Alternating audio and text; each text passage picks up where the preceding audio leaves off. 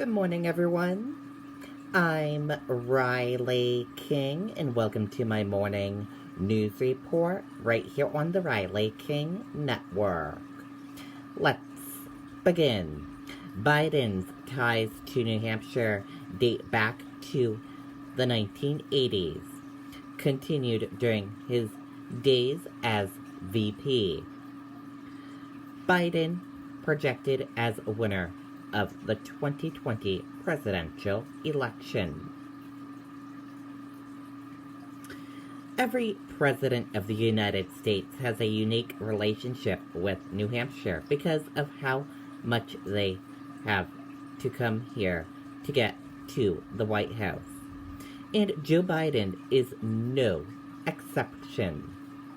His ties to the Granite State date back almost 40 years.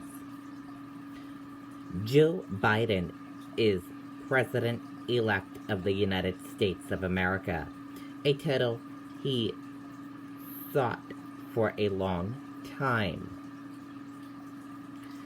As a three-term U.S. Senator back in the 1980s, he came to New Hampshire for a shot at the White House. His campaign faltered, but he made lasting relationships in the state. The system is tough.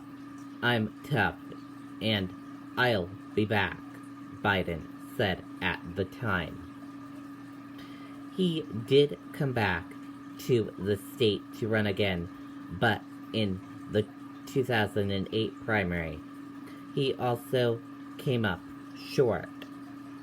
While he didn't make it to the finish line, he did get the nod as Barack Obama's running mate, and he became the administration point man for New Hampshire, making regular visits to advance the president's agenda. The 2020 first-in-the-nation primary was not easy on Biden, but his message never wavered.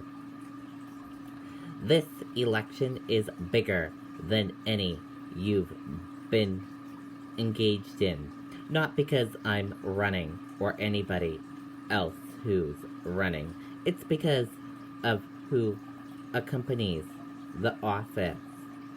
This election, quite frankly, is bigger than politics, Biden said during the campaign cycle.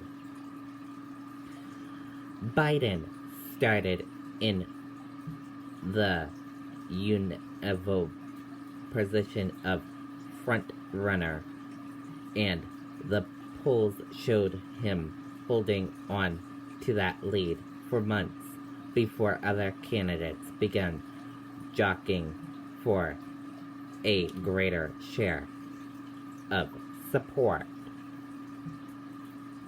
It's hard to say exactly why Biden's candidacy faded in popularity with first-in-the-nation voters.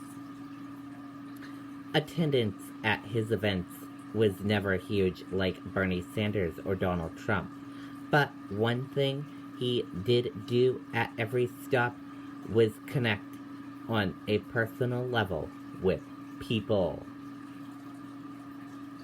He would end his speeches, and anyone who wanted to come up for a picture or a hug or a minute of one-on-one time would get it. And he invested far more in his personal interaction than most other top-tier candidates. Ultimately, Biden got clogged in Iowa and knew what was coming in New Hampshire. Uncharacteristically for any politician, he acknowledged his perceived position right off the top of the ABC WMUR debate before the primary. I took a hit in Iowa, and I'll probably going to take a hit here, Biden said on the debate stage. Biden might have lost in New Hampshire in February, but he won what might have been the most important New Hampshire moment of the primary cycle. His connection with Braden Harrington, a young Granite Stater who, like Biden, struggles with stuttering, became one of the enduring campaign stories of the empathy and humanity of the president-elect. A lot of political observers believe it was those kind of stories, those one-on-one connections, and the relationships that carried the day for Biden in the Granite State, where the final result for electoral votes for Biden wasn't as close as a lot of other swing states. And that does it for this morning news report right here on the Riley King Network. I hope you all have a great rest of your day, and I'll see you back here later on today for another news report. Goodbye, everyone.